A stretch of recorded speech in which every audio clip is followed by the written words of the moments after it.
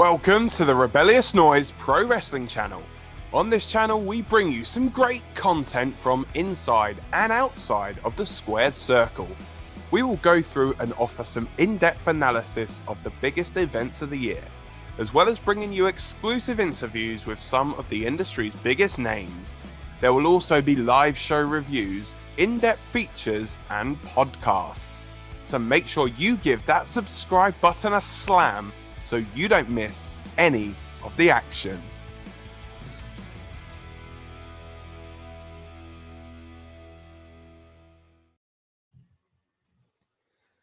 Okay. Welcome to the Rebellious Noise Pro Wrestling channel, and this is the Rebellious Noise Pro Wrestling podcast, and we are here to talk about SummerSlam 2022. I'm Scott. I'm joined by Rob. How you doing, Rob? So to let everyone know, I didn't do FIFA in the end. Dude, I'm so tired. Literally tired. Yeah. So you didn't say that finished. FIFA? Good. No. My road to Division 1 is at a standstill at the moment. Okay, fair enough. Right, so if you're not following what Rob's saying, basically last night when we did the build-up event, Rob was saying he's going to stay up all night because, of course, as you can tell, we're doing a review fairly early. I mean, it's not early by normal standards. 11 o'clock isn't exactly super early in the morning, but when the event finishes close to 5 a.m. and then you have to get sleep and then wake up and then do the review, it's literally watch wrestling, sleep. It's like Brooks' old t-shirt, eat, sleep, conquer, repeat, or whatever. Yeah. It is watch, sleep, review. Like straight away. It's literally straight away. Sleep for you. I'm going out later. So I've got stuff to do as well, but you're going to England, so, isn't it? I am, going to the Women's Euro final. Right. So what we're going to do here, of course, is talk about the show that we saw last night. For all it's worth with us moaning about being tired and all that good stuff. I've got to be honest, it was a very enjoyable show, and I'm looking forward to talking about it. So of course, what we're going to do is go match by match, one by one, hopefully with an order that happened. But yeah, just before we do, Rob, general thoughts about the show. Joe, I said that in the predictions that this is one of them shows where you just don't know how to feel going in. Like, I'm excited, but I don't know why. Man, was it great. Like, this is probably one of the best shows that we've seen in a long time. Just the way they done things were portrayed. And the thing is as well, I don't know if we were still talking about this yesterday, about this, obviously Vince not being there. But then I don't know if we're looking at it because, is this because Vince isn't there? Or we're just looking at it as this is how they were originally going to plan it. So it's still an up in the air, I guess, how we think things are. But hey, it was great. Nonetheless, it was fantastic. Like, especially the final match between Roman and Brock. Oh my days. Yeah, definitely. We're going to get to that for sure. But like you just mentioned there a little bit, of course, there's going to be the kind of way of thinking of, the changes at kind of board level and stuff like that. And I do think there are some very telling signs here of the influence of that as we go along. But as we mentioned last night on the build-up show, there's a lot really that is going to kind of take a while to change, and probably a lot was already kind of set in stone. And I think a big part of why the event did seem quite fun is because of its presentation with the stadium. Now, of course, the official number, I think, comes out about 49,000, and I think the capacity for that stadium is about 67,000, 69,000, something like that. So, or maybe it's a little bit more. I can't quite remember, but basically, I remember looking at the figures and thinking, okay, they've done about 3/4, it seemed, which is fair. It's 49,000 people. There's a lot of people to get into the building, but of course, there were areas where it was taped off, and there was one time when Bianca was celebrating, you could see it, but of course, as usual, the images circulating online of areas taped off, and it doesn't look great. But the version, for the most part, that they got on TV, presentation wise, looked absolutely amazing. And I think that plays into the big feel. Like, straight away, and when we were doing the build up last night, I was saying this feels like a huge show. Now that I've seen people kind of there waiting for the show to begin, seeing it out in the daylight and things like that, it looked really exciting. One interesting thing, though, again, that we mentioned on our build up last night is that the stage a lot smaller than we thought it'd be. Yeah, do you know, like, it's strange. Two things. So, topping off of what you just said, right? I read online that originally they didn't plan to sell out the show, and they had specific seats I guess like roped off. They normally, so when, especially in the UK, if you go to any events and you're not using certain things, they literally have like black like tarp, don't they? And they Yeah. just drape it over the seats to black it out when it goes night to I guess blend in with the show. Yeah. But then I've been to WWE events where they've done that and they've not used specific areas because they've got like equipment there. Yeah. But then when I read it, I was like, oh, okay, so they're not using the full capacity of the 60,000. You thought it'd be a mega stage or something. Yeah, but it still looked great. I mean, the only thing I didn't really enjoy was I absolutely loved everything about the SummerSlam last night, but I just felt that was such a long walkway. That was my only thing. I was like, I'm so glad Taker didn't come out. We would have been there all night. It works in some kind of aspects, but yeah, no, I get what you're saying. So my first 3 notes actually from the event, just looking back, is this show has to be huge when I've seen the presentation. Second thing is tiny stage. And the third note is half empty, because my expectations started to go down as we went along. But saying that, it was still very good. And again, for the most part, once I knew the empty areas were there and they kind of covered it as much as they could, I tried to not let that get in away my enjoyment, because again, you got to give them credit. There's still a lot of people showing up to watch a wrestling event. So, and I think the whole Nashville thing, the presentation and all that, it was very, very cool. Now let's get into the matches. The first one, of course, was for can I find the graphic here? Here we go. The Raw Women's Championship, of course, Bianca Belair defending against Becky Lynch.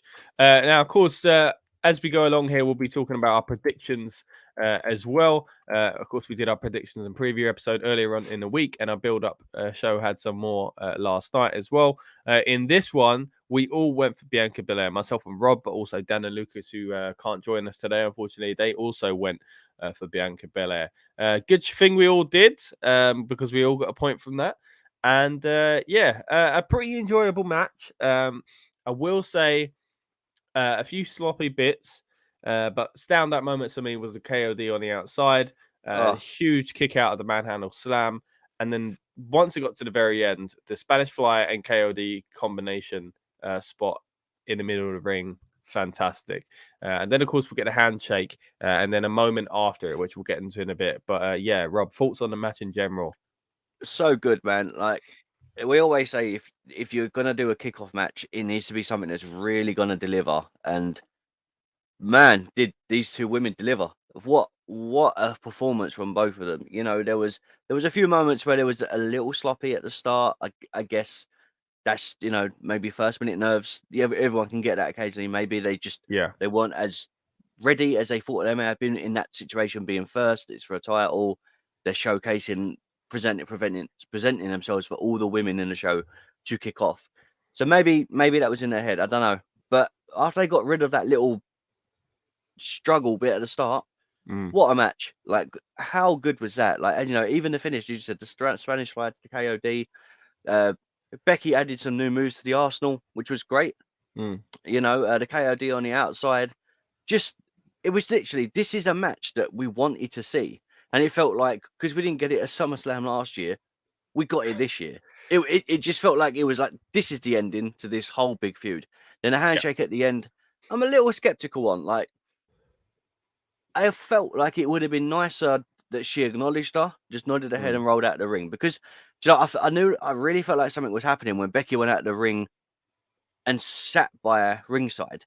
If they nodded, and then Bianca Belair, and they just panned to Bianca Belair, and then the next bit happened, and then Becky come in just to make the save. I think that would have been a stronger face turn, and then they could have done a handshake. I just felt like that by doing the handshake, I was like, it's a cheap way to turn. I guess again. We've already been told that Becky's all right now. Do you know what I mean? Like, I just felt doing that. I mean, at the moment, would have been like cementing it. We were, of course, live tweeting last night on the Rebellious Noise Pro Wrestling's Twitter account, of course, RM Pro Wrestling. Check it out there if you haven't already. Follow us. We do some live tweets throughout the night and share opinions and stuff like that. And I was actually tweeting during that match, and I wrote that basically, it come full circle. It was a great moment seeing the handshake. But as you said, though, if that was the end of it, I guess that would have been it. But as you said, they were going to use Becky in another way not 5 minutes later. Do you know what I mean? So maybe Yeah. it should have been held off. But in that very moment, I was like, oh, great. But now in hindsight, I think you're right. Would have probably been better to do it if there wasn't going to be what happened next, which of course was quite interesting in itself.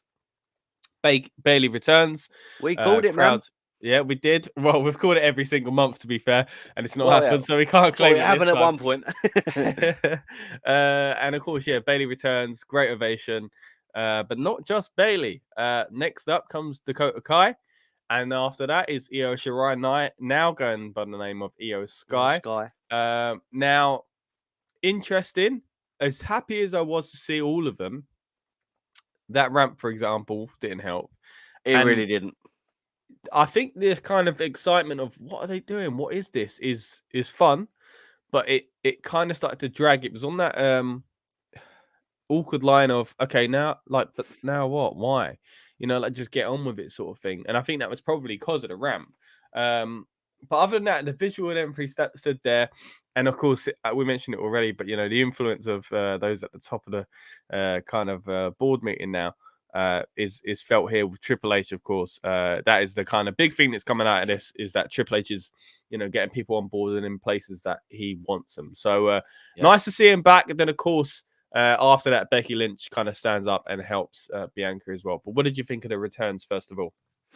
Fantastic, man. Absolutely loved it. I mean, as I said, yes, we called it, but you're right. We've been calling it for months that she's finally going to make an appearance. But I think now watching back the way it happened, I think what a perfect way. There's it kind of showed me that, okay, look, they're going to use her in this way, but she's not coming alone. And then the fact that she said, I'm not here alone. And it showed her that she was waiting for other people. I was like, great. Like, Bayley's in charge, I guess, in charge of a new stable. We've got a new women's group. Yeah. And sometimes you do need that. I mean, we haven't had one the last one we had, legit one, was Riot Squad. Yeah. Other than that, do you remember when it first kicked off and you had like Team Bad and Becky and Paige or whatever, and it just didn't sit. Not many alliances other than thrown together tag teams lately. Yeah. But it'll be nice to have an alliance that's actually, I guess, I'm assuming they're going to say like handpicked by Bayley and because of her, Dakota Kai because they said that she's not even got a contract.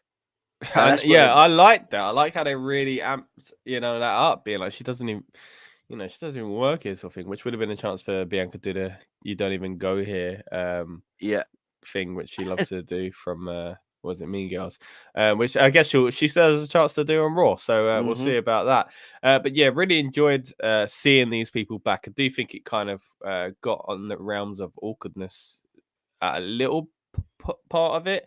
But other than that, it was really good. And having Becky do kind of not make the save, but back up, just be Bianca. It still was 3-on-2.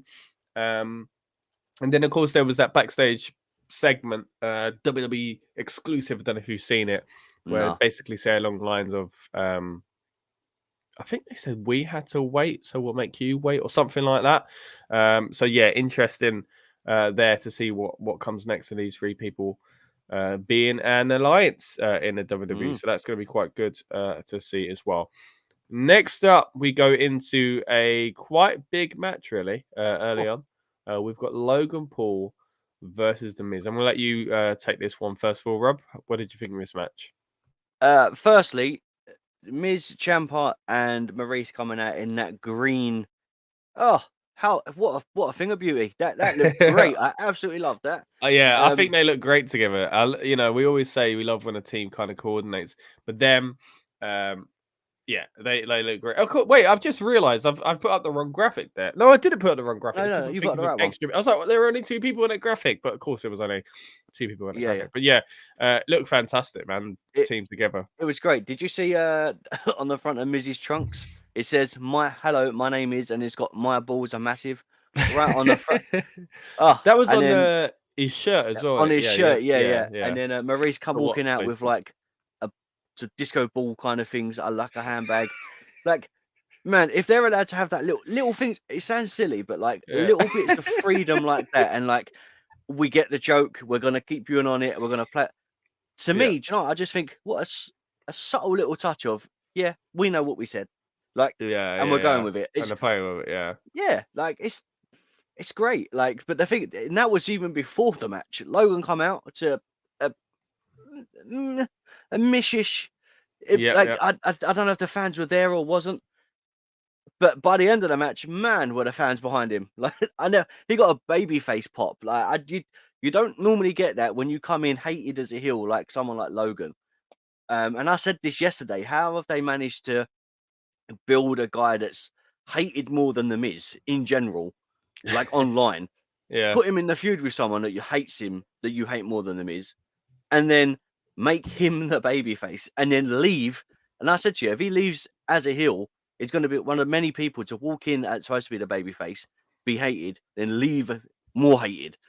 And they literally But officially have done a turn as well. But yeah. and I was like, wow, just the match itself was phenomenal. Logan looks so good, arguably probably one of the best celebrities we've seen in wrestling. I mean, we saw Pat McAfee, but then like he's been around it for a while. Obviously, he may have done training, and do you know what I mean? He's had more time, more experience being within WWE.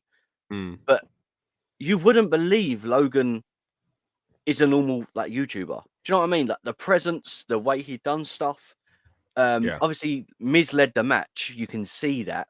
Yeah, but and there's still a lot to do for Logan. But as you said, like for being an outsider, it's just unreal. I mean, another thing I tweeted out last night was some of you aren't ready to hear this and won't want to admit it, but Logan Paul has incredible potential as a wrestler. He really does. It's true. Like this is what he's doing with barely any experience. I think if you fine tune some of these things, and again, some people don't want to hear this, he's got natural, potential for this. I think, the sky could be the limit for him. Now, he's not. I don't think he's ever going to be aiming to become Stone Cold Steve Austin or The Rock or Shawn Michaels or something like that. And I don't mean in the sense of the style of performer. I mean in the sense of like being, going down in history as the greatest of all time type thing. But he'll find his place in the card. But I think. And because he's got all these other things in his life going on, I don't think he's ever going to fully be like, a full-time the WWE's top dog or anything like that. But realistically, if he had started younger, maybe, and it was his dream forever, and he never did any of his YouTube stuff and sold Prime drinks and all that stuff, I think he would. He's got the capabilities to have been someone in that realm of like being used properly as like a top person in the card. Just talking natural ability. I'm not talking about him as a, kind of what he's done before, his star power or anything like that. That's there for a reason. But what's catching up is his ability, and that's because of his natural ability in the ring. But yeah, really impressed with it. But what did you think about the match in general? Yeah, like it was great, man. Ciampa being thrown out, grabbing a chair and sitting down. Like what a heel. Like he knew he got moaned at and caught for trying to do a sneak attack on Logan. But then to grab a chair and sit down, and then all of a sudden, do you know what though? The only thing for me that I really didn't enjoy about this match was we had AJ Styles music, and I was like, oh, did someone press play by accident? Because nothing was going on. The camera wasn't panning, and all of a sudden, he appeared out of nowhere, threw Ciampa over the into the crowd, chased him off, and that was it. Like I didn't get it. There's got to be more. But I feel like Logan, maybe it is a change at the top, of things, but it was an interesting thing to again do music, but nothing come because sometimes we get returns and interferences. You think, the pop of the crowd would have been good there to have the song and the person run in, but I felt like sometimes it doesn't quite work. But they went for it with AJ, and they did the same with that triple entrance earlier on with the returns as well. So maybe it's the same reason. But I enjoyed the whole, like you say, the Ciampa thing was hilarious, and I thought that played into it really well. He plays such a good heel, doesn't he? He does, yeah. Go on. Yeah, no, and I was going to say, like, speaking on the Logan stuff, I don't want to be controversial because I don't like to be. However, and a lot of people will disagree, but my thing is, if Logan can do stuff at this level, right, be able to be in a match, put on a great show and stuff like that, and then we were talking about how Ronda Rousey came in, and then you look at both of them, and if you've compared them to look in-ring ability and wrestling, you would think Logan had been wrestling longer than Ronda. And this is what I was saying to you about Ronda. the way they've displayed her compared to Logan Paul. And I just think, well, both of them are name values. They have Logan is like a multi-millionaire. He's a draw in his own right. And he put on a match like that. When was the last time you see a match like that with Ronda that you really thought, wow, like that is absolutely incredible? Other than maybe one with Charlotte. The thing is, it's a different style as well. That's the thing. Yeah. But do you know what I mean? It's like, how can someone like Logan, who's not in wrestling, be that good? And then you have someone like Ronda that they've pushed all into wrestling, all this training. You've protected her with loads of people being around her, built her up, and I'm still kind of bored with her. Yet Logan, I'll be like, do you know what? Put him on Raw. Like, I want to. What's he going next? Because he said like that's how a champ does it. And obviously he isn't a champion. So is that something saying that he's going for? That was interesting hearing that. And I was like, do you know what? If he become IC champion, I'm down, man. 100%. Why not? All right. Now you're going a bit too far. If David Arquette could become world champion. Well, yeah, I know, but come on. I think putting the trigger on that's going to annoy people if it's at this stage. So we need to be very careful. Well, yeah, but do you know what I mean? Be realistic. There are going to be people, for it. Resistant to anything he does still, even after last night's performance. So they got to be realistic with it. As far as predictions, we all went with Logan Paul, so we all come out of this with a point as well. A few kind of things to touch on with the match in general. Firstly, I really enjoyed Miz's little kind of fake Pokemon card thing as well. It was quite funny as a little stab at Logan Paul.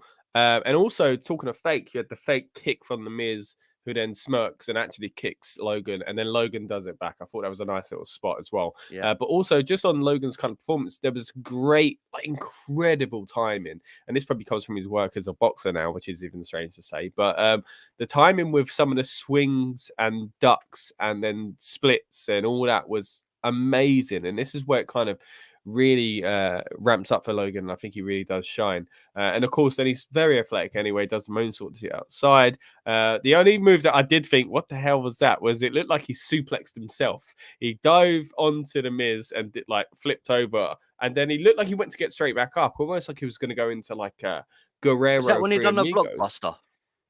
What's the Blockbuster? So when he was on the top rope and he dived onto the Miz, and it does look like a suit. Yeah. Is that what that is? Okay, fair enough. Yeah. But because he tried to get up straight away, it looked like the ref was like, "Oh, slow it down" or something like that. Yeah. But it looked like he was going to go into Three Amigos, and it all looked like a suplex, but it looked like he had been suplex. I was a bit confused by that move, but hey, maybe that's just me. I tell you what, though, that frog splash to the outside, onto the outside, man. Unreal. That was just. I mean, we've seen Shawn Michaels do things like that from the top rope. We see Shane do something, not a frog splash, but Shane done a diving elbow to Undertaker. And Shane can do a coast to coast, right? And he struggled jumping to the outside and just about making his elbow touch Undertaker when he done the diving elbow when it was in their feud. Yeah. Logan got all of that and some more. Yeah, guy he could have jumped to the crowd. Mate, I believe it looked fantastic. Wow, it really did. And I do think this is going to change people's opinion gradually. Hopefully, because he deserves it after a performance like that. We're not saying he is Shawn Michaels. We're not saying he is going to be Stone Cold Steve Austin or anything like that. As I mentioned, you can't downplay that performance, man. It was so good. If you coached what we saw last night and what we saw at WrestleMania, if you coached that, and if it was intently focused on, and again, if it was maybe 5 years earlier, not saying that he's old or anything, I just mean in the sense that you've got people like this starting wrestling career 15 years old sort of thing, training, do you know what I mean? So but again, the sky's kind of limit for him now, and I do I'm really pleased with what I saw. Never, and this isn't me coming and be like, I'm a massive Logan Paul fan because of his YouTube work. I've kind of been indifferent, never really watched much of his stuff or anything like that. Of course, the bad headlines back in the day, wasn't a fan. But yeah, what he's done in the WWE sense, I have to kind of applaud. So yeah. There we go, Logan Paul. Well done. Also, a nice little kind of ending to it, of course, the Skull Crusher finale from Logan Paul. I guess he's got to really kind of fine-tune his own moveset and finishes and stuff like that. But interesting. There's a good way to do it, of course, at the moment with the feud with Miz. And also, Maurice nearly hitting Miz in that kind of melee that was going on there was very interesting to see as well. Right. Let's see. What match have we got to talk about next?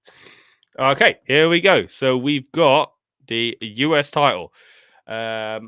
US title match between Theory and Lashley. A bit of a strange one, Rob. What did you think of this? Do you know what? For what it was, it felt like this was a cheap way to kind of end their feud.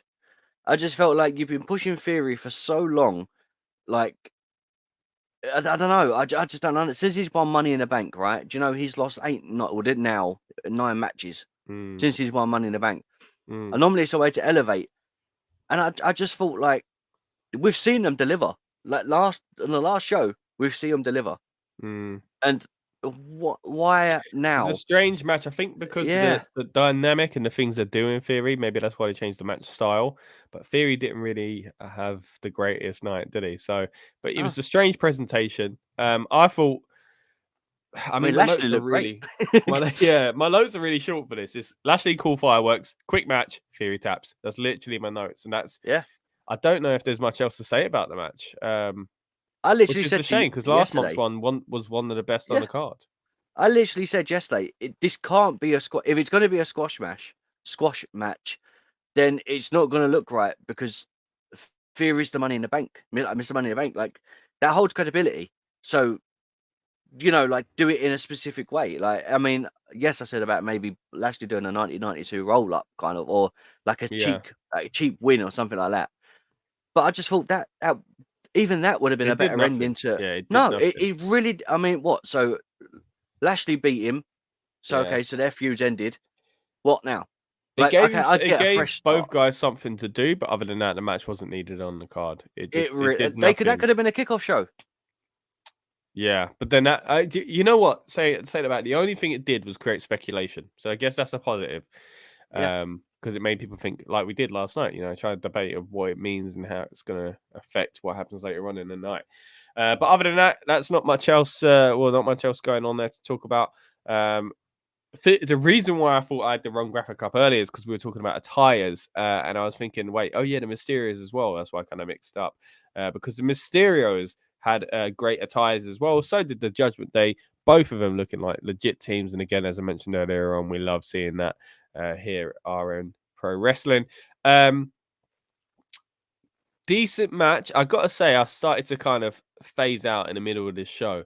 But I did enjoy it for the most part. We come up last night with a little phrase when we were watching this, actually, that the 619, a double 619 should be called the 1238.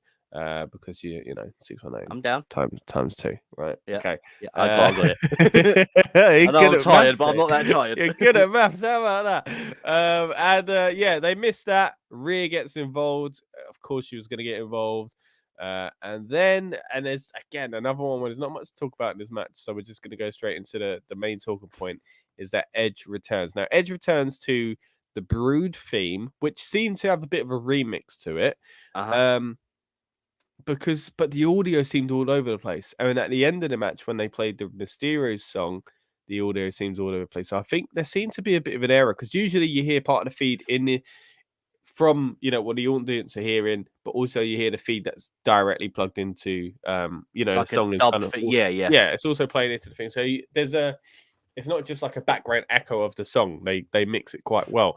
It felt like it wasn't mixed quite well, so it kind of added to the confusion. I still don't know to this very moment, was it just the Brood theme and I was adding this remix in my head because it sounded a bit different. But Edge comes out, looks kind of cool, and we speculated last night, is he coming back? And we've done it for a while. Is he coming back to be this kind of dark side Edge, leaning in the kind of, I like heavy metal stuff rather than the spooky stuff of what Judgment Day was leaning towards? Now, because of that, I speculated. I went wild with it, guys. Don't get me wrong.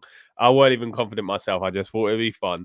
The Edge was going to come back and actually turn on Mysterio straight away and actually still be a heel, go back to the Judgment Day. Wouldn't have made sense in some ways. It would have kind of ruined what they did originally. But even that was kind of random shot in the dark that they just kind of, turned on Edge and that was it. It was gone. Judgment Day was over. So I thought that maybe in this time they've kind of rejigged things. They've realigned their ideas for what the Judgment Day would be because they spent time off TV pretty much. And then that they just go, you know what, we'll do it as a weird thing, and Edge has kind of fooled everyone and whatever, he took a beating for the sake of it, and he's come back. Because how do you come back with these vignettes? And it hasn't been 6 months. How do you come back with these vignettes and you're all dark and spooky and mysterious? I guess the only way to do it is to kind of tame it down and be in the middle of like the kind of cool alternative types. So because he's not being rated R superstar, he was more in the No. Brood sense. It was, and I think again the Brood is that kind of transitional thing between those two parts of his characters. So kind of makes sense there. But the fact that we were just waiting for that for the entire match, I think took away from the match. You know, Yeah. So yeah, I 100% agree. Do you know what would have been so much better? Look, I enjoyed the vignettes. It's nice kind of looking out for Easter eggs, and I mean the last vignette they played, if you played it backwards, you could hear like "You Think You Know Me" and kind of the new song ingested in that. So you had to, I screen recorded it, Yeah. went onto an app, So I reversed saw it people to saying see it if I could- online. I tried to listen. Yeah, I man. couldn't really hear much. You I have to think play I it played the wrong bit. backwards. So you have to Right. play it in Yeah. reverse, and you can hear stuff and and all that. And I think, oh, that's great because like with technology now, you can do that. Yeah, and like that's cool. Yeah. But It literally said as well, now, by the way, I'm coming tonight on the vignette that they showed. yeah. So, or It's whatever like they it was. added the night because they couldn't do what they were originally going to do. That's what it felt like because the night Okay. is written completely different. Oh, okay, yeah. In a different font. Mm. But no, imagine we get this Edge return, yeah, but there's no vignettes. There's no mention of Edge. There's nothing going on. There's no vignettes, nothing. And then all of a sudden, you hear a noise. Edge comes up exactly like he did, looking like an absolute beast, and then goes in and just destroys Judgment Day. We didn't need any vignettes. Like I would have been obvious completely happy. pretty much all along, yeah. So it kind of So like, what a wasted bit of airtime and money making. I mean, the vignettes look beautiful, but yeah, we didn't but need them. They suit someone, yeah, that's been away for 6 months. Like, Yeah, like it was so clear that it was Edge for so long. and it just felt like as well, it was a cheap way to get rid of Judgment Day because now he's helped the Mysterios beat them. What is that? Was that what his purpose was? Just to help in? Yeah. What does he do next? Does he carry on fighting the Judgment Day? Because he's already Judgment beat them Day disband. Yeah, by proxy, as you said, like he's kind of already beat them because it felt like one of those matches where they're like mystery opponent, a mystery partner hasn't shown up, and then they come at the end of the match. Like that would have made it more obvious. Don't get me wrong, but it did feel like Rhea was in the match because it was like no DQ or whatever it was, So yeah, waiting for that, and then again, like my point, I lost the point here because I did the bonus point on the specific. I said not only were the Judgment Day going to win, but Edge was going to help him. So I lost the point as well. So pretty frustrating on that one, but yeah. So I don't know if that was it, but at this point in the card, I just started to think. I was getting tired, man, but we had done a long stream. I'd had a long day before that, so my eyes were already like bulging. So I'm like this. Getcha. Really trying to keep awake. Which, by the way, isn't why I'm sitting in the dark, everyone. I'm sorry if this. I'm trying to make it a bit brighter in here, but it's not. He's trying to become a member of the Brood. Yeah, I am. Oh, that'd be fun. Right, so that's pretty much it on that match. Unless you got anything else to say on it, Rob? I enjoyed it. Like it was great. It's nice to see Finn in kind of a role that he's in now, rather than being just Demon or Prince, like doing something else. I guess. Yeah. It was just, I guess, still refreshing to see him as a heel, but on Raw or SmackDown, like on a bigger show as opposed to NXT. I mean, his NXT stuff when he was a heel, fantastic if you get to see it, but if he didn't, you're kind of like, oh well, he's only got two characters. He's either Finn Balor or he's the Demon. Him being in this role, and I liked it, man. It was great. It was. It still feels lost in the shuffle for me, though. Yeah, but then I think that's. And then again, so did the Judgment Day themselves. It's wasted. It's just too much going on. I think they had ideas for stuff, and because they didn't pull the trigger on the ideas, they're kind of now just like a group that wears black and purple and walks out to music, like heavy music. Like they need to be okay. And that's what I mean. Edge is probably looking at. What are they doing? Man, I got Alter Bridge song and now I can't even use it. He must be a bit annoyed. That's why I thought he'd end up going back, not just for the song, but just because of all the things they'd kind of committed to changing up his character. Now they kind of got to do like a middle in between version. Right, moving on from that match. It's time for Pat McAfee versus bum ass Corbin. And speaking of which, of course, we started this out with a pretty much a quiet rendition of bum ass Corbin, which the fans seem to enjoy. Speaking of seem to enjoy, did you see the guy just as a joker? I don't think you could miss it. And I think this is exactly what he wanted. But flipping heck, he was into it, wasn't he? Yeah. Going straight 100%. after Like him. you couldn't help but see him. Yeah, and only at that point in the show as well. I didn't see him any other time or notice him. But No. yeah, bum-ass Corbin, of course, facing off against Pat McAfee. There was a great super kick to start. Biggest thing from this for me is that Pat nearly fell on the Swanton, but then saved it. And I said this on the tweet last night, again, at RM Pro Wrestling, is that when they cut the GIF, they just showed the Swanton thing. They didn't show the most impressive part, which was him catching his kind of stability again and being able to do it and pull it off successfully. I thought it was the most impressive part of that move. So, as we mentioned earlier on, a few sloppy parts in that first match, a few in this as well. I've got to say, we've kind of put, and we're doing it for Logan Paul, but we'll put Pat on his pedestal now of like great performance. It wasn't a bad match, but it was nowhere near the other matches and the things that we've seen from him already. It was nowhere near him against Theory. Exactly, and there were sloppy moments. It was a little bit uncomfortable, but they did very, very well to save it. Pat did incredible. I mean, that alone, the talent and agility and ability even to save that spot was fantastic. But what did you think about the match in general, mate? Do you know what? There's not many times when I think I'm gonna watch a Happy Corbin, Baron Corbin, whoever you want to call him, kind of match and be like, do you know what? I'm really not fussed. There were times when he was feuding with Roman. I was like, I'm actually bored of this now. But I kind of like, okay, he's good. He's going to deliver at the end. Persevere for the sake of the podcast. Yeah, but dude, this match bored me. Honestly, I don't know. I don't know if it was because it was late. Yeah. I just felt like we see a match with him and Theory at WrestleMania. Like the song, like the White Stripes song, coming out to that, kicking the football, him looking like $1 million. The way he come out, all this presentation, and what did we get at SummerSlam?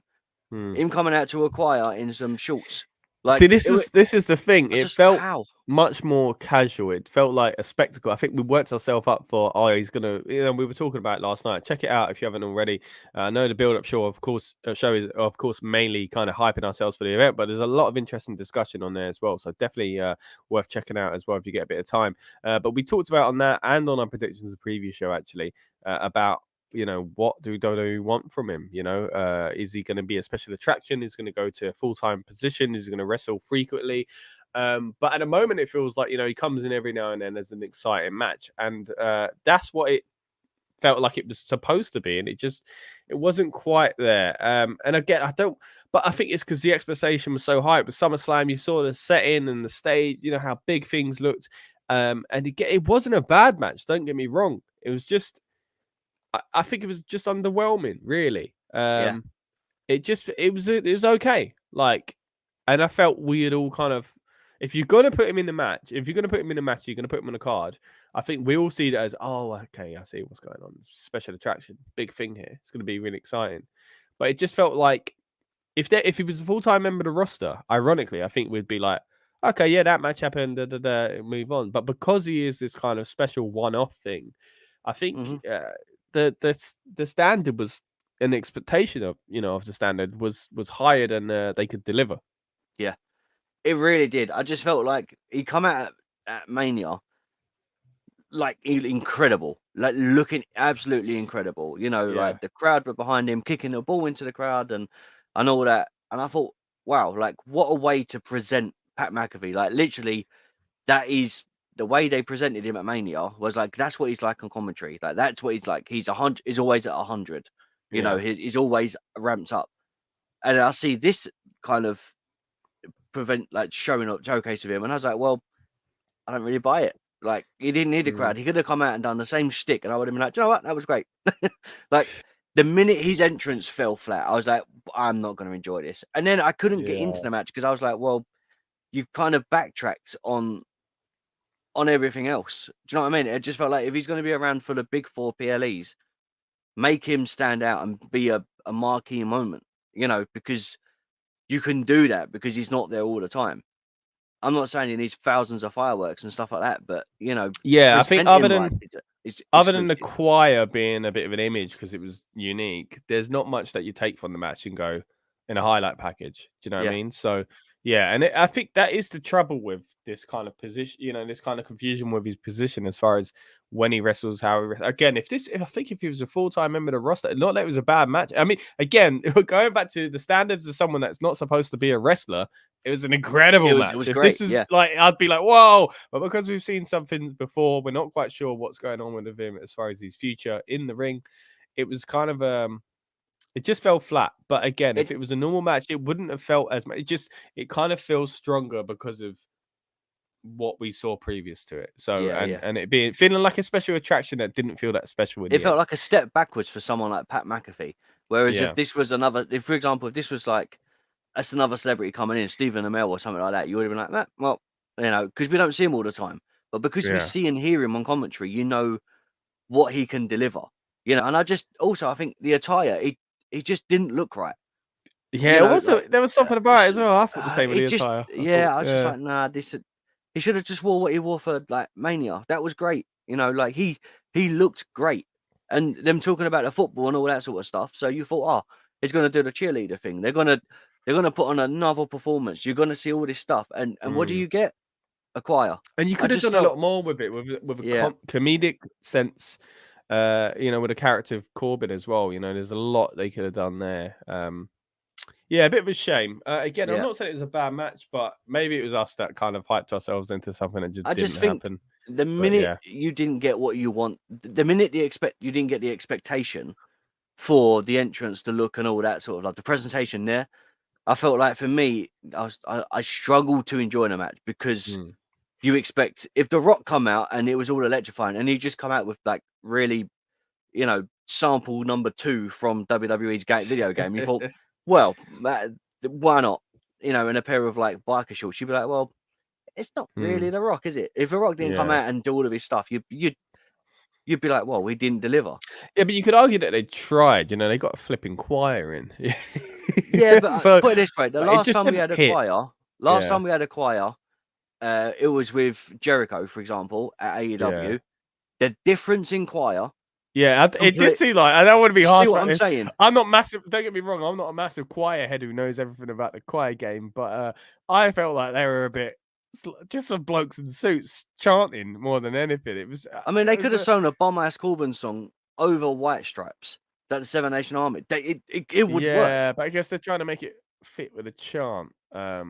Which that could be a chant. All these things like that. But anyway, enough about that match. Let's move on to the next one. Actually, did I mention? No, I didn't. We all no, sorry. Everyone except for me went for Pat. You all went for Corbin. I went for Pat. So thankfully, I actually got a flipping point in that. Making up. But you'd already lost one for the. But I'm making up for it, man. Right, you're still level with your points. Whatever. Yeah, whatever, man. Right, going into the next match, of course. No, before that, actually, we get Drew McIntyre. Quite interesting. Comes out, does a little bit of a promo. You don't seem into this. I actually was. I thought it was a way to get him on the show because it's mad thinking, how's Drew not on SummerSlam? Gets a big moment with a pyro. But I like that he just acknowledged it. What I'm going to do is my sword. Something's going to happen, basically. And also, what seemed like a slip-up, and if it was a slip-up, my goodness, did he turn it into something great. But if it wasn't a slip-up, then my goodness, didn't he plan to make it look like that? And it worked out great as well. Basically saying, they're facing each other for the first time ever. And then really going into detail, like making the joke that we've all been making of, but they've added this to it and they've added that to it as far as Brock and Roman. So it's an interesting point. And then, of course, he brings Colt involved and Colt gets a nice chant. That was good. So that was quite nice. But yeah, I'm interested to see next month, man. We're going to, be covering, of course, Clash at the Castle on this channel quite a bit. And especially with it being a UK PLE. And now there's a lot that could go down with Drew McIntyre and Roman Reigns at that show. So it's going to be very, very interesting to see. But yeah, nice way to shove him onto the show. Anything you want to say about that before we move on? Because you didn't seem much of a fan of it. Look, I appreciate Drew, right? I love Drew. My wife absolutely loves Drew. When it comes to her buying merch, she always makes sure if he's got anything new, she buys it. You better every keep an eye on that. Right? I'm not going to compare with a Scottish guy in a beard. I mean, come on now. However, right, I love the Colt thing. I love the cheesy first time ever in here, like, and all the like getting cheap pops and stuff like that. this is where it falls flat for me. I appreciate doing a promo and bigging himself up, like he's is the next contender, blah blah blah blah blah, and all that stuff. And yes, we've moaned about the sword before, but my main criticism about Drew when we were getting bored of him, well, when I started getting bored of him, before it was cool to be bored of Drew, was bringing the crowd in, counting the 1, 2, 3 for the Claymore kick and all that. And then what did we get last night? Whatever happens with this sword, and I was like, "Oh, you've gone back to but see, that's Drew. why I liked it No. because the other things I don't like the sword, I don't like the counter. I've gone on record over many times, but the fact is they're here and they're here to stay. So the fact that he kind of made a bit of a mockery of them and made it cheesy, I thought, yeah, but it gets away with it a bit. I don't know because like there's cheesy and then there's. But I felt he was acknowledging it. It was ironic. It was irony. Like to me, that was Stilton cheesy. It's so bad it's gone moldy. Strong. Like Strong. get rid of it. You don't need a sword. You don't need your free cam for a Claymore kick. Just hit it and done. Why is the sword so relevant? Last time he done it, he swiped it and he cut a rope in half. All right, so we know what the power of the sword can do. It now sets off bloody fireworks. It works cool in the promo picture for the castle, but yeah, not a fan of the sword myself. But I'm scared they're going to get loads of it at Clash now, but we'll see. I mean, the only thing that really does, right, is make more merch. So instead of having foam fingers, we've got Drew swords. That's it. That's the only good. Sell swords then, little foam swords. Probably not, but give it time and it'll light up and it'll feel like everyone's at bloody Disneyland. We don't need it. They should do that. If you're gonna do it, get something out of it. Just don't do it. Don't let the kids have fun. No. How dare they have a light up sword? That just means you'd have to buy one for your kids. That's why you don't want to do that. I've got no room either. Right, let's move on. You mentioned cheerleaders earlier on, where we didn't see them, but we did actually see them with an entrance on this next match. Of course, we got the Street Profits coming out, paying homage to the Tennessee NFL team, and then also, of course, facing off against the very cool Usos in their entrance. I say very cool just because watching them come down. We talk about a long ramp, but if it means a few extra seconds of seeing the Usos bounce around, I'm all for it. Really enjoyed their entrance. Just again reminds me how cool they are. But seeing as you are a big fan of both teams and you were really torn last night, I'm gonna let you go first. Of course, we all went for the Street Profits. It wasn't to be. What do you think about the match in general? Do you know what?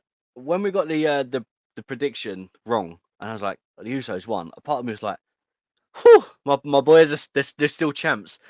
But I don't know. I just felt like if now was the time for them to kind of lose it. Like during the match, it did feel like, oh well, if the Usos lose, there's no discredibility for what they've done. Like they still look strong and stuff. So I just felt like if they lose, they lose. The Usos don't really need championships to be like looking dominant and make them. Whereas the Street Profits right now do need something because they're kind of getting lost again if they're not within the title picture for some reason. But other than that, the match was fantastic, man. It was so good. Like I just think if you've got some guys just have magic, like the Usos and the New Day, you just have to put them together and a feud it'll be perfect. And I just think the Street Profits are now kind of in that bubble that you could either put them with the Usos or the New Day. They're going to deliver. I just think they're great. They're so good. So some interesting things I've picked up on there. Number one is that you had made peace with the Usos thing. So I like them losing their title. I had to, and I thought, yeah, maybe this is going to be it. And as we keep saying, it's got to affect the storyline with Roman Reigns when they do it. So wasn't to be. Number two is that you were really into this match. And it seems a lot more than I was, and I think other people as well, because I can't help but compare it to last month. And to me, it wasn't even half as good as that. So I was a little disappointed by this match. But again, that's maybe because of the standards of what we've seen previous. I do agree. It was nowhere near as good. But then I feel like when you have such a show-stealing match the month prior. Yeah, it's hard. And then you've got to try and put on the same thing the next time. You can't. SummerSlam is the place to do that, but I don't know. It kind of fell flat at times for me, and I expected more. And then the third thing you kind of mentioned there is the Street Profits. Can work with anyone, and all this kind of praise for the Street Profits, which I completely agree with. But it looks like that's irrelevant, mate, because they're probably going to split up quite soon if Montez Ford's kind of demeanor is anything to go by. But let's talk about some of the points in the match then. Earlier on, of course, we've got Jeff Jarrett here, who kind of plays no real role in the match except for nearly getting kicked. They mentioned on commentary, Michael Cole says, "Oh, he's got a big weekend," hinting at the Flair stuff, but never quite saying it. So, as we mentioned before, maybe this was a way to kind of wink, send people that way without directly promoting a rival. But also as a favor to Flair, and also as Lucas brought up, it actually makes WWE look good as well, because when you see Jarrett in it, you go WWE guy by proxy. But anyway, apart from that, not much going on with Jeff Jarrett. There was a weird thing where the frog splash hurt Montez so much that he couldn't go for a pin, and we see this spot quite often. But I didn't think it fit here. There wasn't much else going on. Like, it didn't feel like a massively tiring match where this is the final. Oh my goodness, but he's in pain. He's rolled off. He can't get back. That's the spot, but the spot didn't feel like it was justified. I didn't feel like we had enough of the beating down on his stomach, unless I was zoning out and missed all that. Because I got to admit, I kind of this portion of the show I was kind of getting a bit bored. So unless I missed that, it felt like it was overdone. What was you going to say, mate? It does feel very overdone. There were shades of this match that I enjoyed both of it. Like, these four guys, locking horns and putting on a match and a performance. I would pay to see it, because they are that good that they can put on a great match, right? They could do it in their sleep. Like, when they deliver, man, do they deliver. And yes, last month's performance, million times better than this one. My thing was, when you have someone like Logan Paul do a frog splash from the turnbuckle to the Miz outside through a table, and then you get a standard turnbuckle inside the ring and he can't do anything. Like, do you know what I mean? It just feels like, well, we've just seen someone do it on the outside and roll him in and still finish a match. Now, Montez, good point. Do you know what I mean? Like, if they should have played on, he had bad ribs, or that's what I mean. They didn't. He should have been portrayed more. No, not like I see it, but they should have portrayed it more. Or if they were gonna do that spot so he couldn't make the pin, something should have happened in that match on his ribs and his his abs or something. Just to show, like. But don't get me wrong. I know the point sometimes is that the frog splash hits so hard and all this, and it would hurt you if you did it like that. But it even RVD rolls around. I mean, RVD, exactly. That's what I think of when I see that kind of thing, because he used to do it a lot. But it was very extreme. But yeah, I don't know, man. I think I'm not the only one who feels this way. The crowd felt really flat at the end of it as well. I think maybe because the writing seems to be on the wall now. Maybe other people were up for a possible change finally. Not that I want the Usos to win, but I think a lot of people had made peace with that. But instead, we got Montez Ford getting really annoyed. And I know the whole thing, people say, they've got their eye on Montez. But if this is the way it goes, then Montez is going to be the heel. That's not really beneficial, I think, to his character at the moment. For him to be the one that turns, I think it makes more sense. Yeah. For to have the term coming from his partner instead, from Dawkins. Yeah, but I don't know, man. I'm not feeling it. I'm not feeling this kind of potential flirt of a breakup now. I think that's where we're going with it, and I think it's not the right time. Street Profits are on fire. They've both, we said it last month, improved in, not that they were a bad team, but they've always been fun since NXT as well. But they've both improved as a team, as individual kind of athletes as well. And now we're kind of throwing that away when we kind of need the tag division to be strong. So yeah, it feels a bit of a downer for me. 100%. If they break them up, then look, when you have Tucker and Otis and you break them up and you think, oh, but they were a good tag team, but they were an entertaining tag team. That was it. Their matches weren't anywhere up there with. You couldn't put them with New Day and I put on a stellar match. Yeah. When you had people like, for example, the Bludgeon Brothers, or when they were Wyatts, whatever you want to call them, you could put them with the New Day or the Usos, and regardless, the match was great. Like, it could be a show-stealing match. Now you got Tez and Ford, like the Street Profits are in that bubble where you can put them with anyone. Dawkins. Tez is Ford.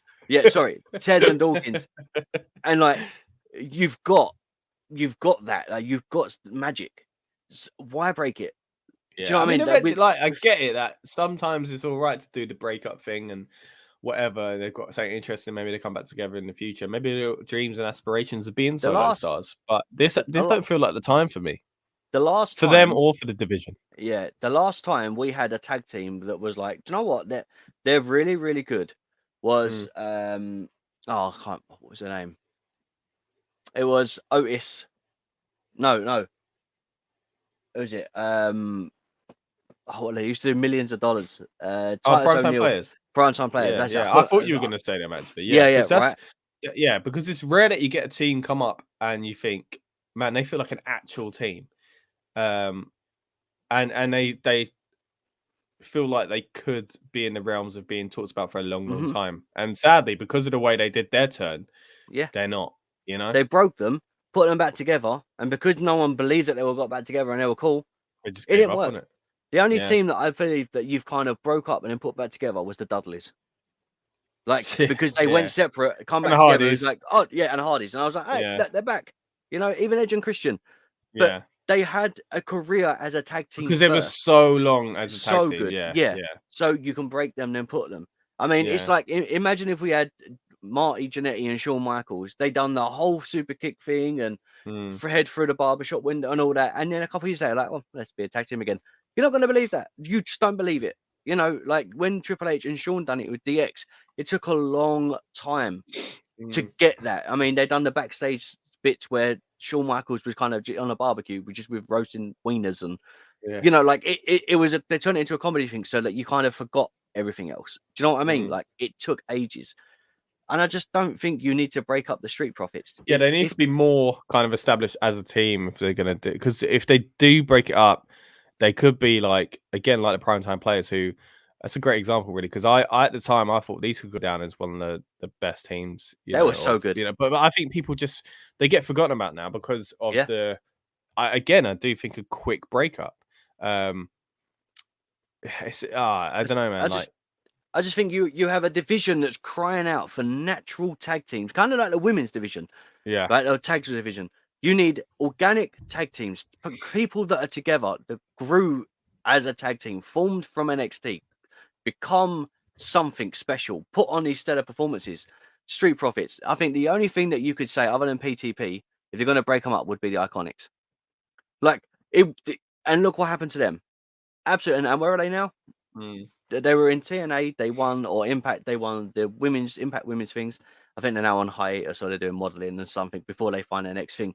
But why? Like we said about why were the Iconics broken up, and now we're in this. I feel like we're having the same conversation. Why are you going to break up the Street Profits? Like they don't need to break up. They're good together. I think they want to play off of like people being like, "Oh man, great team. Oh no, they've turned," and like that emotion goes into the feud, which is kind of what they're hoping on for and banking on, but. It's not. It's like it's not a kayfabe sense. It's a kind of like, no, seriously, don't. We just want to see these guys be together. Like it's just so it's entertaining.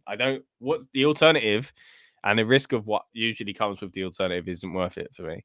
Even I'm trying to think. Even American Alpha, they were great, and then they see something special in one guy. That's another. Right? They're in the other good example. Because they're another team that at the time I thought, man, they're a proper team. Like, you know, it just sounds so weird to say, but yeah. Do you know what I mean, though? Do you believe it? Yeah, and this, don't get me wrong, Street Profits have been, people could argue they've been a team for a long time, but I just think. I don't think we've seen enough of them. This ain't the time. Because they haven't been used in such a, like, they need more teams like the Usos to work with for longer before you split them up. But anyway, it looks like that's where they're going. I hope. We're wrong, but it does feel like that's where we're going. Quick point I wanted to make as well. Another tweet that went out on the RM Pro Wrestling account last night is the image of Vince McMahon firing Jeff Jarrett on Raw with the capital G, O-O-N-E gone. And you think, how weird is it now that Jeff Jarrett has a job in the WWE and Vince McMahon doesn't? I mean, what a strange world the wrestling world is. It is just surreal. Not to make light, really, of people not having their jobs and whatever, but like, in fairness, he retired. Like, I know, but if you know the history of Jeff Jarrett and that company and that man, Vince McMahon, you know, I'm sure Jeff isn't going, "Ha, you're gone," because I'm sure they're in good terms now because he brought him back in the first place. But if you would have told someone this in 2001, that this would technically be the state of both of their kind of careers and the WWE as far as their position with it. No one would have believed you. So it's quite an interesting because no one would have thought Jeff would have come back in the first place. So it's quite an ironic kind of thing there. Right, moving on to the next match. No, before that, again, and I have to kind of big ourselves up with our at our Emperor Wrestling Twitter account. Check out our kind of reaction to the Kid Rock segment. I won't say much more on that, but go and look it out. It's quite funny. But yeah, what a strange little situation. But anyway, not much to say about that. Let's move on to well, he tries to do the middle fingers and they try to blur it by going black. Same thing happened with Fred Durst a few years ago, who, to be fair, and I remember when Fred Durst did it and they panicked and took it off of him because it's PG. The last time Fred Durst had been around, it was the Attitude Era, and they were basically encouraging that kind of thing. So he probably thought, what? Like, I'm back at the wrestling. Like, you know what I mean? Like, I think Kid Rock probably thought the same. So, whatever. Right. Moving on then, we're going to the next actual match. We've got the SmackDown Women's Championship with Liv Morgan against Ronda Rousey. Now, this kind of went the way that we thought it would. Well, I thought it would anyway, and we were all kind of saying, surely Ronda's got to turn heel. Seems like she did it. Then me and you, Rob, we went for a Liv to win. So did Dan and Lucas, but me and you, key to this, went for Liv to win with a bonus point in there for a DQ. And it's always annoying when we're on the right kind of page and we do it for a certain reason, but they kind of tweak it and it's not within the match, it's outside of the match. They do a very interesting finish here with a pin that happens at the same time as a tap out. But what frustrates me with it, I think it was a great little sequence. I thought it was a great storytelling. I really do enjoy it. What frustrates me is, for me, it doesn't align with what I think Liv's character should be. This kind of I got away with it type thing. She almost seemed heelish on the outside. Kind of happy that she got away with it. Didn't like that. I think the moment itself is a great visual. It's a great spot. Fantastic. Whoever came up with it, the way they executed it, fantastic. For me, it doesn't fit the storyline. It adds to why Ronda's annoyed. But it would have been better if Liv was Eddie Guerrero, she could get away with that, being a heel kind of. But she's supposed to be portrayed as this kind of plucky underdog who's finally made it and deserves it. And trust me, I belong here. Not this kind of got away with it. I'm the champ, got away with it. Like we don't need to see that with Liv Morgan. So with Eddie, it worked because it was like part of his character in the sense that he was lied cheating. Still, that's not what's going on here with Liv. So I like. Again, the spot, I like what they got to with Ronda. Not sure if it was the right move when it comes to Liv Morgan. The only positive for Liv Morgan for me is that she's still the champ. Yeah, match itself was all right. It hit and miss occasionally. I guess sometimes you're going to get that in these matches, especially when you've had stronger matches in the show, especially opening with a women's match and then having this one. Again, I have my opinions on Ronda performance-wise, not athletic-wise or anything like that. She's athletic. She can go. I just don't feel like she's been portrayed to the potential that she is. Now, with her turning heel, I literally said it last night. Give her the same character, but make her a heel, and I will believe it. Last night, seeing Ronda snap and doing what she done was like, well, there's Ronda from the Octagon. Like that's what we needed. That's what I wanted. That was all it needed to be showcased. And at the end of the match, I was like, well, I believe she's the baddest woman on the planet. You know what I mean? Like that's all it took. And I was like, do you know what? Finally, they get it. Like she doesn't need to be a babyface to be a bloody draw. Like just go in there, rip people's arm off, and hit them with the soggy end. That's all you need from Ronda. And and like that is literally what we're gonna get. I've never heard that phrase in my life. That's great. What? It's true though, isn't it? 100%. Right. Do you need a minute? Yeah, taking me back. Right, hit it with a soggy end. Right, okay. Just got a visual now of that. Right. Yeah, completely agree. They've just a little tweak, and suddenly Ronda is that much more entertaining. Again, I'm not too sure about the Liv stuff. Some positives from the match though. The Rings of Saturn, that was cool to see. And also that really, really, really, really rough looking crucifix, which I think could go more in the realms of a risk and a potential kind of sloppy thing, but it was impactful. And sometimes these things kind of hit in a way they probably wouldn't have smoothly wise, but it made it look more legit. So that, you know, that's how a real fight happens. Not everything is smooth. So very hard hitting there. Match quite, you know, enjoyable. I thought they both performed very well and a very good ending as far as how clever the actual spot was. But again, character wise, not sure it's great for Liv. We'll have to see where that goes. But not much else to say on this one, to be honest, man. Happy with what they've done for the most part. Disappointed if we've lost out on our point from the win because of our bonus point. But hey, I guess we go back to 0 on that. And Liv is still the champ, so we've got to appreciate that. I'm just a bit concerned with where they're going to go with her character. With but it, so it's one of those things. The same with Bianca and Becky. It was like, all right, well, we've had the match. It's been done now. We've seen it. Like, we don't need to see it again. Like this, the feud was over, and it was like a one and done feud. Like we see it, you didn't win it back, done. Move on. Yeah. Like let Ronda do whatever. I feel like we're gonna get it one more time though, because she's now the heel. Yeah, I think we do need to see that. Kind of makes sense, really. Yeah. One more thing I wanted to mention from our Twitter. I know I keep plugging our Twitter, so definitely go give it a follow because our live tweeting is quite fun, I got to say. But I said that the return of Liv Morgan's tongue was more of a surprise than Edge returning, which I think is definitely the case. True. It was yeah, at least that didn't get blatant vignettes. But yeah, cool to see that back nevertheless. All right, let's move on to the next match here. Well, actually, it wasn't even a match. It was a segment where Riddle came out. Felt quite similar to what used to happen in NXT. Do you remember the time, ironically, when Seth showed up on NXT to call out Triple H? Like, that was pretty fun. Yeah. It felt a bit similar to that. I liked it. As a moment for itself, I thought it was really good. I thought Riddle getting beaten up, Seth looking like a beast and desperately trying to make both of them not go after each other. Really good, executed very well. The only problem is, and again, I said this last night, this could be us setting ourselves up for failure, as wrestling fans tend to do.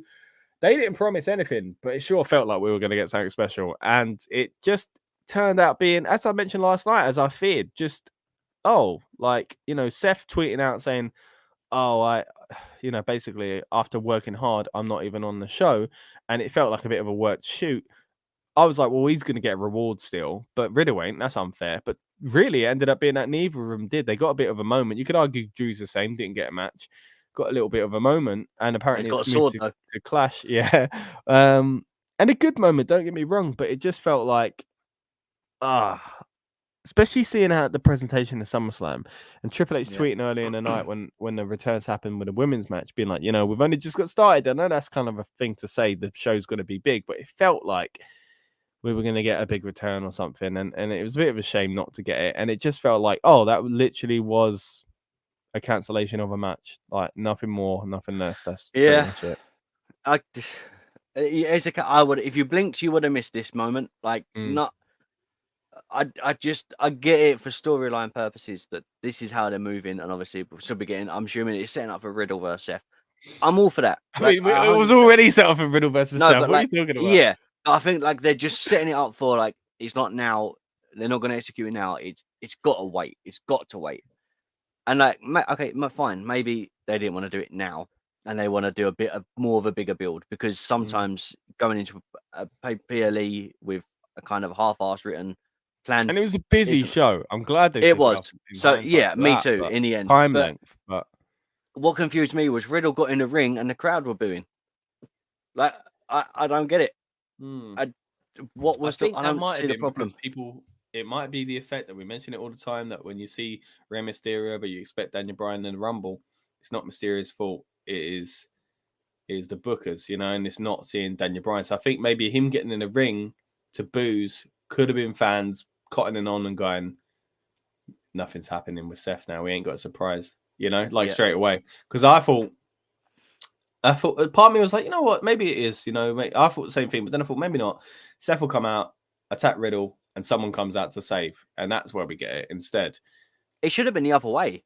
Like Seth should have come out and made. Yeah, yes, what you were saying last Riddle night. Come out. If even because I said it would have. What I would have wanted to see was Seth come out, say that he's injured Riddle. However, he believes the match should still go on. So the referees, if Riddle doesn't come out within a 10 count, then the ref will determine Seth the overall winner. Gets to 8 or 9 or something like that. So Riddle comes out. and then they have a confrontation as Riddle goes to attack him, gets curb stomped, and that's the segment over. I would have been like, do you know what? Perfect. I That's kind all of you like needed. Riddle going after it though, and being like, I'm not happy with the doctor's thing, and Seth coming out and going, oh, you want more? You know? So, and like being annoyed again, be like, oh, I ain't having a match, and I don't know. It was, You know what was great from that? The memes of Seth wearing an orange suit. The minute he come out in that suit, all right, I literally see the picture, and I do you know what I thought of? Like Dumb and Dumber. You know, Lloyd when he's just. I just like couldn't see it anything faded else. as well. It was more of a white down towards to the trousers as well. It- I like that, yeah, man. It's you really getting that good. one? I might get that one. If you're not sure what Rob's talking about there, of course, I previously did a video on this channel where I tried on some of Seth Rollins suits as well. So if you're into your wrestling, this is the channel for you. But if you're into your wrestling and your strange things within the wrestling world, then this is definitely the place you want to be as well. So check that video out when you get a bit of time. Thank you, mate. Thank you. Right. So now we're moving into the main event, Rob. And my goodness, was it a big main event? I've got a quote of Lucas, by the way. Sorry? If you want me to. I got a quote from Lucas, by the way. Go on. He said it because he said it in a group chat. I just thought I'd when we get onto this, I'll tell you what he said. Obviously, you know. Obviously, I'll announce it for everyone else. But man, go on. Okay. I thought you were going to say it now. Okay, right. I can say it now if you want. Yeah, go get out. Yeah, get away. Where's he at? He said 6 to 7. There is now a new level. 5 stars, 6 stars, 7 stars. Brock versus Roman. See, this is the thing, man. Like we were saying it last night, and Drew kind of made a joke about it as well, that the only thing you can really do is add these kind of new dimensions to the match. And every single time one gets announced, we all go, oh, another one. But we always enjoy them, and they always add a new element to it. Now, I gotta admit, I wish they weren't keep going on with this match, but every single time, mate, they knock it out of the park with something different. And this one, flip neck, what a spectacle. Like now the shot of lifting up the flipping ring with a tractor, something that's never been done before, was absolutely incredible. Now the only thing I fear of is that when they did a Brock spot like that before and the ring fell apart, they've done it about 4 times since, and that someone's going to come out and do a similar kind of thing someday. But for the very moment of last night, in that moment enjoying it, my goodness, did I enjoy it. Great match in general. I really thought it was an interesting way to do things. Brock was on fire, mate. Coming out in the tractor, first of all, was fun. Adds to his character. And then a belly to belly off of the steps. Fantastic. We had Brock did do that jump onto the barrier and slip. But then I like how the commentators were like, that'll annoy him. And he went straight into kind of attacking Roman again. So that was a good way to do that. There was a great German suplex on the outside where Roman just slid after he landed. And that was quite fun to see, I guess, because of all the baby oil and sweat. A lot of table spots, really interesting ones as well, because Brock used parts of the table you don't usually use, and put them through him again. Listen, that's a country boy, man. Use all your resources. Yeah, exactly that. Small table pieces, using resources, as you just mentioned, uses the tractor, lifts up the ring. There's an F5 to Heyman. Theory comes out. Brock keeps getting up. In the end, they pile everything on top of Brock Lesnar, which I always love to see in the last man standing. I called that will be happening when it's something like that. But I couldn't stop laughing every time Brock got up again, and it fits his character, so I really enjoyed that. The only negative I've got is that the Theory thing added to that, because it was just another thing. But and he gets away with it without cashing in. But it kind of it was massively hyped, and again, all along there was a possibility that he wouldn't succeed or it wouldn't actually even happen. But I don't know, it kind of got lost in the shuffle for me. But ironic, because it was promoted so heavily. If it weren't promoted, I think it would be like, oh man, and even this happened, can you believe it? Because it was hinted at, it kind of got lost in the shuffle. It took away from the moment, didn't it? Yeah. But if it weren't kind of hinted at, it wouldn't have. It would have been like, oh man, it'd be like the time when they sent Del Rio to cash in on Punk, because it weren't hinted at. Yeah, it weren't like Vince was like, oh, if you win, I'm sending Del Rio. Oh, here he comes. It was, wow, oh my gosh, you sent Del Rio, and it didn't work. Like, it would have felt like that, but it actually felt like, oh, here's the bit we were waiting for. Oh, that's gone. What's next? Like, that's what it felt like. But other than that, man, like, if it weren't for the advertisement of it and the hinting of it, it was still good. Theory, performed that part of his job very well. And they gave the element of surprise as far as every single time Brock got out of it. But yeah, fantastic match. I've kind of rambled on about a lot of the big spots there, of course. So pick up where you see fit, mate. It's just this was probably my favorite match of the night. And do you know what? Seeing Brock in a position where he can just have fun and he's not, I don't want to say corporately, what's the word? Like controlled, like restricted like, sort of thing. Yeah. Restricted, yeah. Like let him off his let him keep him on a lead, but let it extend a little. Let it have a little bit of running movement. Yeah, exactly. And all of a sudden, Brock Lesnar. Do you know what? I watched Brock, and it reminded me of. Do you remember when Stone Cold Steve Austin was walking around being like Triple H drinking beers? Like it was just. Yeah. I was like, Brock is just there to have fun. Cool. Yeah. Do you know what else as well?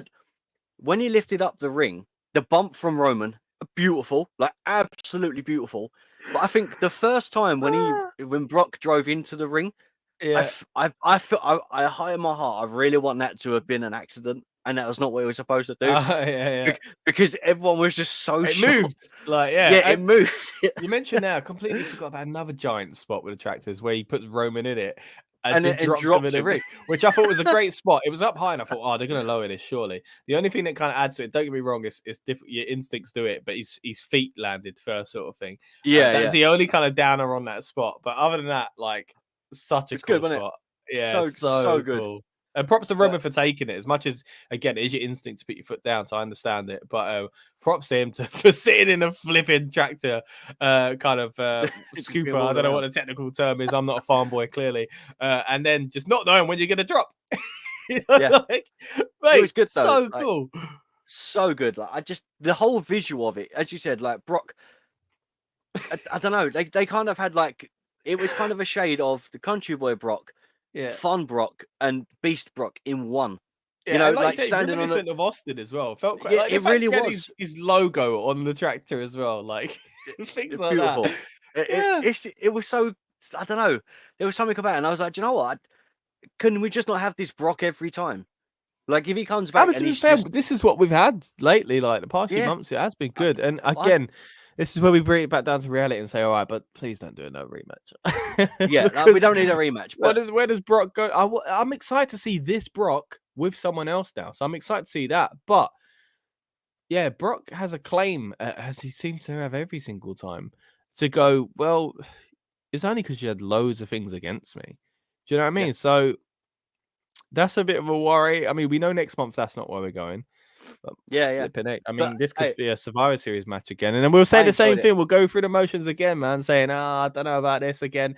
Albert Lee says this little interesting kind of tweak to the feud, be a little bit different for that. But other than that, it's the same old. And then we go, my goodness, did they use that tweak? And this time the tweak was last man standing. So flipping it, whatever it's going to be next time, they'll be, oh, man, well, this time, it turns out, as we know, Roman's a real big fan of eating jelly. They have a jelly, man. Like we go, the jelly really played into the feud. Like they'll do something by a jelly. I mean, the wobbly stuff. How much jelly can you fit in your belly? Kind of concept. Yeah. I'm not talking about jam, what we call jam, and you call gelatin. The actual wibbly wobbly. But anyway, now what jelly? Why have I done this to myself? Anyway, these are the kind of things we talk about at Rebellious Noise Pro Wrestling channel. If you're new here, welcome. Please subscribe. Hope you like the jelly talk. But it was almost up there with Mullet Mania. Mullet Mania, hitting people with a soggy part of the arm that you've ripped off. This has been an interesting few weeks here in the podcast. It really has. But the Roman versus Brock dynamic, that, and then obviously New Day, the Usos coming out, and I told you, being ragdolled, which I absolutely love. When you have two stooges that are supposed to come out and support you, and they end up becoming the butt of the joke. And then, I think it just adds to a dynamic of Brock's just having fun. This is almost up. Well, I think this is Boombox Brock and this Brock are my two favorite, of this run. Other than that, comedic Brock with Kurt Angle, brilliant. That was great. And I feel like Brock's fun as well, but it got a bit stale. It got boring because it happened too quick, But they've done so well with him. They've done so well, and I can't wait. Because we haven't seen this Brock against anyone else. Really, he's had a little bit of interaction with Theory and other people like that, but a proper feud. Maybe that's the feud next. I don't know. The It'd visual be picture, annoying if though, he wins the Money in the Bank off of it, though. But yeah, what made me laugh is the visual picture of the ring up on one side and Brock sitting in his tractor laughing, and the ring is just clear and there's no Yeah. one there, and I'm just like, well, if you want a beast incarnate and just some full on destruction, and then you've just got Brock sitting there with a tractor, you know, when you think, I believe that, Mate. 100%. The carnage, like the visuals of it was alone. In fact, like they're going to be using them in promo packages till the rest of the time, you know. But something I kind of glossed over actually was finally getting his hand on Paul Heyman, giving him a flipping F5. My goodness, through the announce table. Credit to Paul Heyman taking that as well. Yeah, he took and credit to Brock for giving it to him like it was nothing. Like back in the day, like, and I'm not saying that, you know, Heyman's a big lad. I'm sure he's aware. He's not quite on Rikishi level, but it reminds me of what he did to Rikishi. We mentioned it a little while ago, of course, when we did our 2002 watch along as well. If you're not sure what we're talking about there, basically we covered the 2002 SummerSlam recently as well. We've been really in a season and a mood for the season of SummerSlam lately. We did a little watch along there. So if you want to watch that, of course, you can catch it on demand. We really do appreciate everyone that stops by here at the channel. But we also did that, and we also did 1992. So if you want to watch either of those classic pay-per-view events on the network, Peacock, or hey, maybe on DVD or VHS, then let us be your companion and watch it with us, because it was a great laugh. Fun, man. For everyone that's been joining us live, really do appreciate it as well. And everyone that's watching on demand, really do appreciate it. If you are live, of course, you can go back and watch the beginning of this as well, because we've talked about all of the matches in detail. But we're pretty much starting to wrap up here with the main event being Brock Lesnar, Roman Reigns. Anything else you do want to say about it, Rob, before we do get out of here? No, but do you know what, though? We get two things from this match, right? One of Brock looking absolutely more monstrous than we already thought. And then we get a beautiful visual of being that desperate that Roman Reigns uses the green Money in the Bank briefcase to whack Brock silly before he lays him with a table. So when Theory comes out with that Money in the Bank briefcase battered, yeah, I love always that gonna have visual. that reminder. Yeah, it's like when Cena was using the briefcase to whack someone off the top, and then I think it was Big Show, and then he didn't have a handle, so he was walking around with it under his arm. Like, just love it. There's little things like that, and I just think. I love a dented briefcase. I do a briefcase that's been through the walls. It's beautiful, but yeah, so I can't wait. Right, well, you're kind of touching on the briefcase there quite interestingly, because of course last night in the build-up we were speculating if it's actually going to come into play at Clash at the Castle. We were talking about possibly Drew ruining the opportunity for Theory last night. That didn't happen, but there's still possibility that Theory will ruin Drew's big day instead. So we'll kind of we'll touch on that as we go along. We've got a lot more coming up here on the channel throughout the next month of August, going into early September. It's going to be weird not having an August PLE, but that's because we've got late July, early September. But we'll cover other things going on in the wrestling world, I'm sure, on this channel as well. So definitely subscribe if you haven't already. Thank you for those that have come back who are already subscribers. We really do appreciate every single one of you. And thank you to everyone that came along to the build-up show last night. It was a great turnout, great bit of fun, as it always is, those kind of relaxed atmosphere podcasts that we do there as well on the night of PLE. This has been, of course, the recap and review here for Rebellious Noise as well. We really do hope you'll stick around and check out more of our content coming up soon. As I mentioned, a lot of Clash at the Castle stuff, especially with it being in the UK. Of course, we're going to have a little soft spot for it there. And again, as I mentioned last night, a few of us are going to be going to the event as well. So it's going to be ramping up as far as content goes on the channel for that PLE, because it's going to be a special for us over here in the UK. Right. So anything else you want to mention before we wrap up, Rob? No, man. I'm all good. I'm all good. All good. Thanks for joining me, Rob. Really do enjoy chatting wrestling with you. There is one piece of business. Yeah, I've woken up more. I'm ready to go out and go to the Women's Euro final. If you're watching this on delay later in the week, you know what happens. I'm going to go and find a tractor.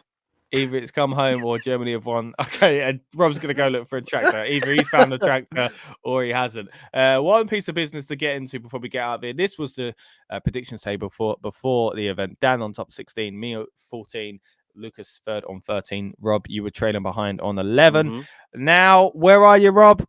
You're still bottom, mate. You're on 16. Now, I've lost a position there. I've also lost a T by the looks of it. Wait. I can't. I need to Correct my eyes. Lucas is second. What is Lucas going is on? second. Lucas is second, 19 points. I'm on 18, 1 point behind. Shitting a bonus pointed twice. Definitely not a wise decision. Daniel, however, was being wiser. Stays at the very top on 22. But yeah, I've peaked too lost, early, man. I've lost a point. I've lost a T. But don't worry, boys. I'm right. coming back next month. I think I'm feeling good about Clash. I think I'm gonna have a good round of predictions. I hope. But like you said, maybe Dan's peaked too early. But maybe this is the year. He's always been hovering around the top, but he's never won the big one. Maybe this year. Just controversially, if Lucas wins the this year's predictions thing before Dan, it'll be great. After being bottom twice, so funny. And Dan thinks it's finally his moment because me and you have dodgy years, and Lucas, it's possible, mate. Lucas is getting close, so. Yeah. Anyway, it's been great talking wrestling with you again, Rob. And once again, thank you to everyone that's watched live and on demand. Drop your comments below after this as well. Really do want to hear what you thought of SummerSlam. And we'll see you on the next one. See you guys very, very soon. Cheers. Welcome to the Rebellious Noise Pro Wrestling channel. On this channel, we bring you some great content from inside and outside of the squared circle. We will go through and offer some in-depth analysis of the biggest events of the year, as well as bringing you exclusive interviews with some of the industry's biggest names. There will also be live show reviews, in-depth features, and podcasts. So make sure you give that subscribe button a slam so you don't miss any of the action.